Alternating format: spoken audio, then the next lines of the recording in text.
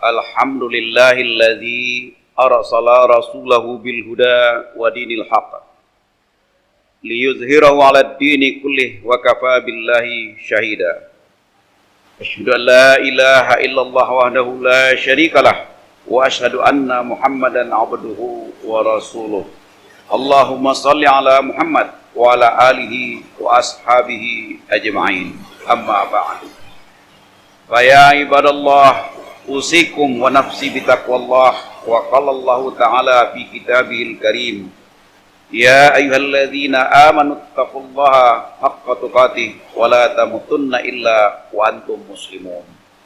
Wa qala aidan fi ayatil ukhra, walau anna ahlal qura amanu wattaqau la fatahna alaihim barakatim minas sama'i wal ard walakin kadzabu wa akhadnahum bima kanu yaksibun. Sidang jemaah Jumat yang berbahagia, pantas dan wajiblah rasanya kita bersyukur kepada Allah Subhanahu wa taala atas nikmat dan rahmat yang diberikannya kepada kita yang sudah cukup banyak dan luar biasa. Inna a'tayna kal kautsar. Begitu banyaknya nikmat yang diberikan oleh Allah Subhanahu wa taala kepada kita. Tanpa kita sadari bahwa kehidupan kita ini adalah tanpa nikmat dan rahmat dari Allah Subhanahu wa taala, tentu tidak akan bisa berlangsung dengan baik seperti yang kita alami saat ini. Selawat beserta salam kita sampaikan kepada junjungan kita Nabi besar Muhammad sallallahu alaihi wasallam. Sidang jemaah Jumat yang berbahagia, hampir di seluruh dunia dimanapun juga, setiap bangsa, setiap negara pasti akan menginginkan bangsa itu menjadi bangsa yang baik, bangsa yang kehidupannya mendapatkan berkah dari Allah Subhanahu wa taala. Berkah yang dimaksud adalah setiap apa yang dimiliki, baik berupa benda maupun yang bukan benda, itu akan membawa kebaikan kepada dirinya sendiri ataupun membawa kebaikan kepada orang lain. Itulah yang disebut sebagai satu keberkahan dari satu benda atau non benda yang kita miliki. Negara kita ini adalah negara yang cukup kaya, yang memiliki segala macam sumber daya. Tentu pertanyaannya, apakah sumber daya itu sudah menjadi keberkahan bagi bangsa ini atau belum? Inilah yang saya coba kutip melalui ayat Al-Quran surat Al-A'raf ayat 96 tadi. Walau anna ahlal qura amanu wattaqau la fatahna alaihim barakatim minas sama'i wal ardh. Seandainya penduduk satu negeri, penduduk satu negara itu beriman dan bertakwa kepada Allah Subhanahu wa taala, pasti Allah akan melimpahkan kepada kita semua, akan melimpahkan kepada penduduk ini keberkahan. Artinya keberkahan itu adalah apa yang kita punya, banyak ataupun sedikit, itu akan membawa kebaikan kepada kita semua, baik pribadi maupun semuanya. Tapi di sini Allah mengingatkan juga, walakin kazzabu fa akhadnahum bima kanu yaksibun. Tapi sayang, banyak orang yang mengingkari atas ayat-ayat Allah tersebut. Kalau kita lihat ayat Allah ini memang sulit untuk ditangkap, terlalu abstrak. Tapi ketika kita coba kaitkan dengan surat Al-Mu'minun, karena Allah mengatakan bahwa di situ seandainya penduduk satu negeri itu beriman dan bertakwa, walau anna ahlal qura amanu. Kita coba lihat dengan surat Al-Mu'minun.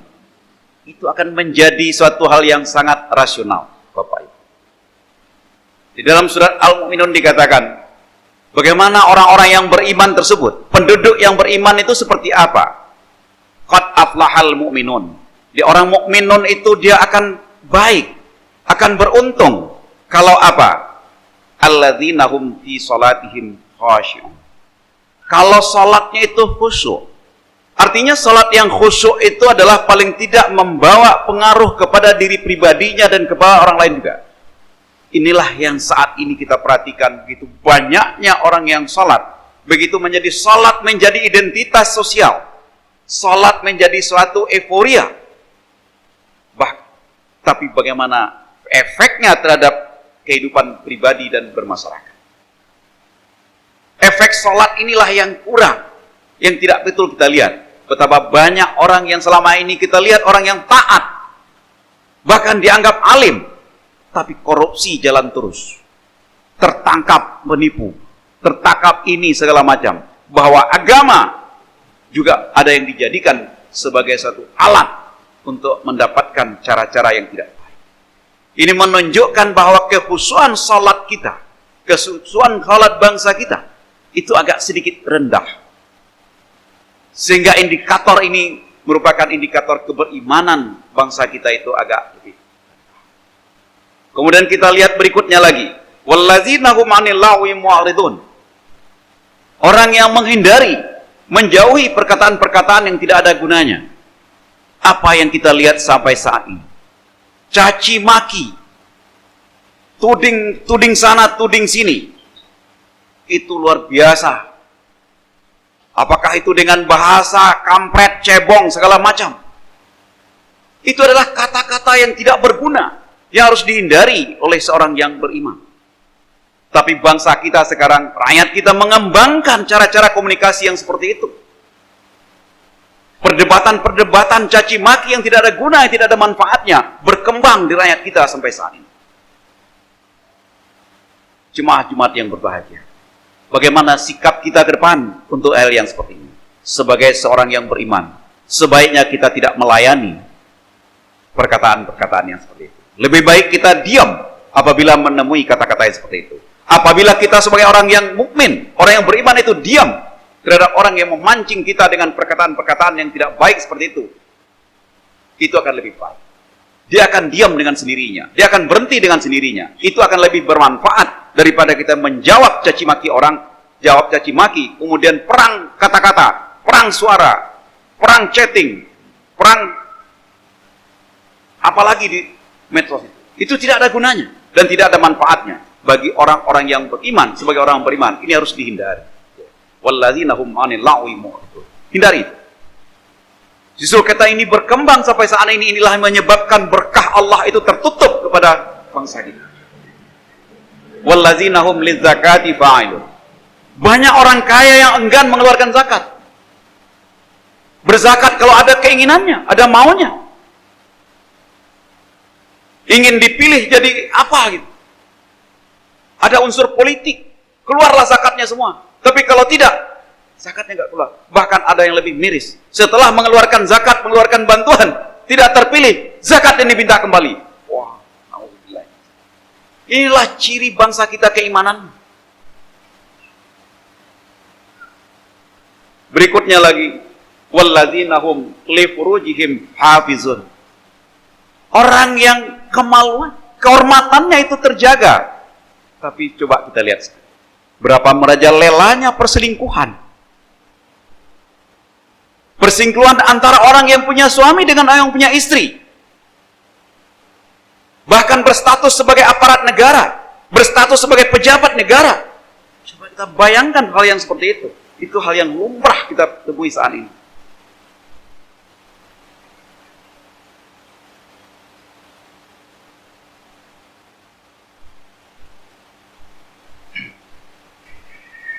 Wallazina hum li amanatihim wa ahdihim ra'un.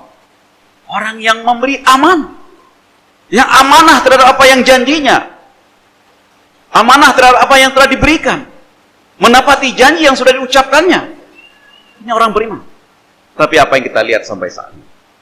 Janji adalah hanya untuk meraih satu keinginan. Apa yang didapat tinggal lupa. Amanah yang sudah jelas-jelas sesuai dengan apa yang ditugaskan kepada dia, itu biasa diselewengkan untuk kepentingan macam-macam. Amanah inilah yang sebenarnya yang jadi persoalan dalam keimanan kita, keimanan bangsa kita.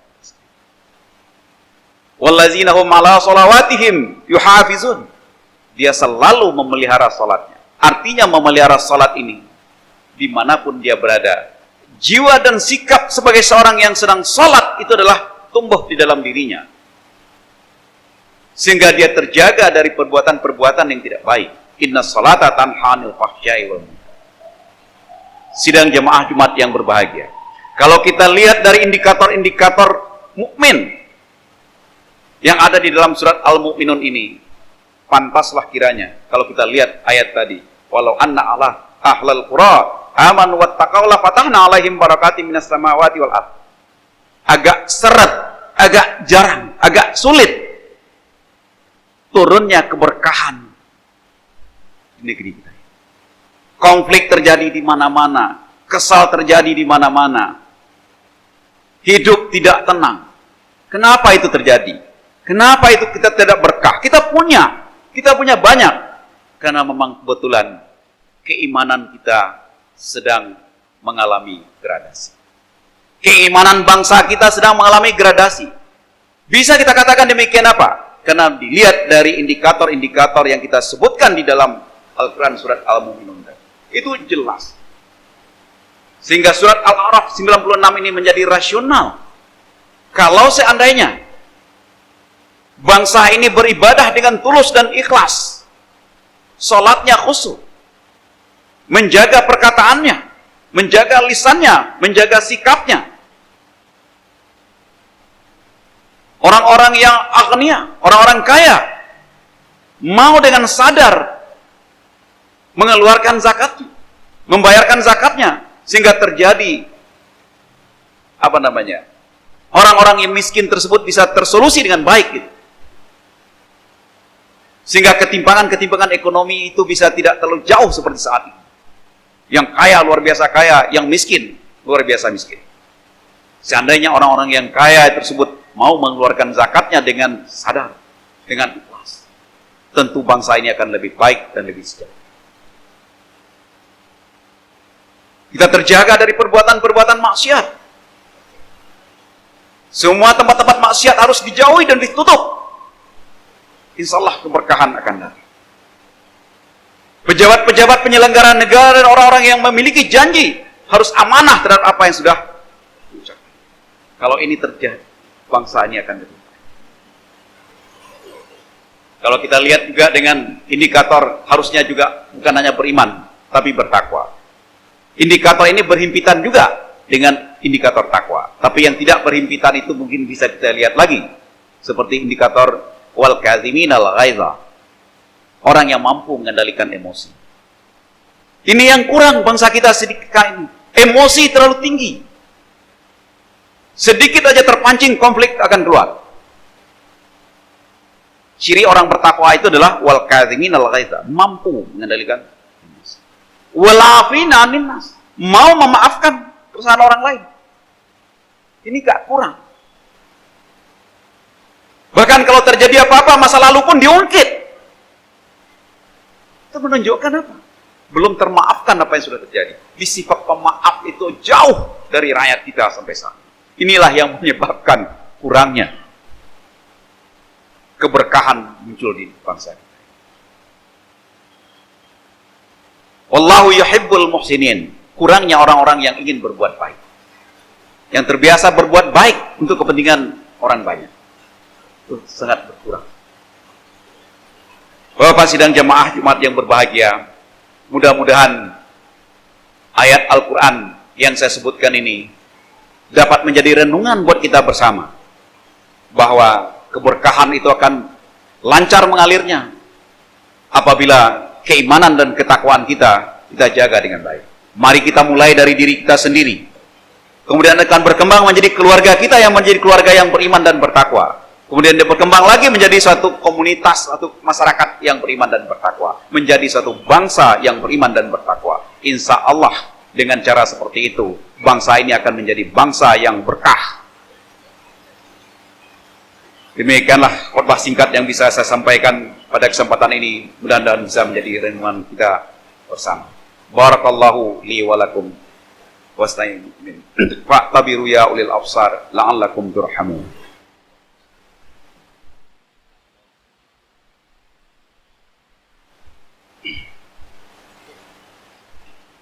Alhamdulillahi Rabbil Alamin. Wabihi nasta'in ala umur dunya waddin. Wa asyhadu an la ilaha illallah wahdah la syarikalah. Wa asyhadu anna Muhammadan abduhu wa rasuluh. Allahumma salli ala Muhammad wa ala alihi wa ashabihi ajma'in. Amma ba'du. Fa ya ibadallah, usikum wa nafsi bi taqwallah. Wa qala Allah ta'ala fi kitabihil karim, ya ayyuhalladzina amanu ittaqullaha haqqa tuqatih wa la tamutunna illa wa antum muslimun. Alhamdulillahi Rabbil Alamin. Allahumma salli ala Muhammad wa ala alihi wa ashabihi rasulillahi ajma'in. Allahumma ighfir lil muslimina wal muslimat wal mu'minina wal mu'minat al ahya minhum wal amwat innaka sami'un qaribun mujibud da'wat ya qadil hajat. Allahumma ij'alna minat tawabin, Allahumma ij'alna min ibadikas sholihin, Allahumma ij'alna minal mu'minin, Allahumma ij'alna minal muttaqin, Allahumma ij'alna minas sabirin, Allahumma ij'alna min husnil khatimah. Rabbana atina fid dunya hasanah wa fil akhirati hasanah wa qina adzabannar. Ibadallah, ya'muru bil adli wa ihsan wa ita'i dzil qurba wa yanha 'anil fahsya'i wal munkari wal baghi ya'izukum la'allakum tadhakkarun. Wa la dzikrullahi akbar. Aqimus shalah.